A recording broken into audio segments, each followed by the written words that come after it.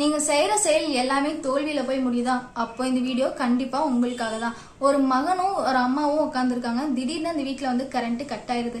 அப்ப அம்மா சொல்றாங்க அந்த குட்டி பையன் கிட்ட, போய் நீ மெழுகுவர்த்தி ஏத்து அப்படின்னு சொல்றாங்க. அந்த பையனும் மெழுகுவர்த்தி பக்கத்துல போயிட்டான், தீப்பெட்டியும் எடுக்கிறான். ஆனா இது வரைக்கும் அவன் பத்துனதே இல்லை. ஆனா அவங்க அம்மா பத்தும்போது அவன் பார்த்திருக்கான். முதல் குச்சி எடுத்து பத்துறான், குச்சி உடஞ்சு போகுது. ரெண்டாவது குச்சி எடுத்து பத்துறான், நெருப்பு வருது, ஆனா உடனே அணைஞ்சிருது. இது மாதிரி ஒவ்வொரு காரணத்துக்காகவும் அந்த குச்சி வந்து வேஸ்டா தான் ஆகுது. கடைசியா ஒரே ஒரு குச்சி தான் இருக்கு. அப்ப அவங்க அம்மா கேக்குறாங்க அந்த குட்டி பையனை பார்த்து, கண்ணா இதையாச்சும் பத்திடுவியா? இதையும் நீ விட்டுட்டேன்னா நம்ம இருட்டுல தான் நைட்டு ஃபுல்லா உட்காந்துருக்கணும் அப்படின்னு சொல்றாங்க.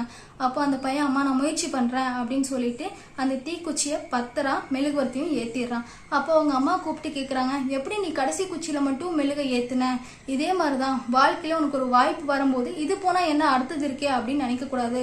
ஒவ்வொரு வாய்ப்பையும் நீ கடைசி வாய்ப்பா நினைச்சு போராடணும். அப்பதான் வெற்றி அடைய முடியும்னு சொல்றாங்க. இந்த வீடியோ உங்களுக்கு பிடிச்சிருந்தா லைக் அண்ட் சப்ஸ்கிரைப் பண்ணுங்க. பாய்.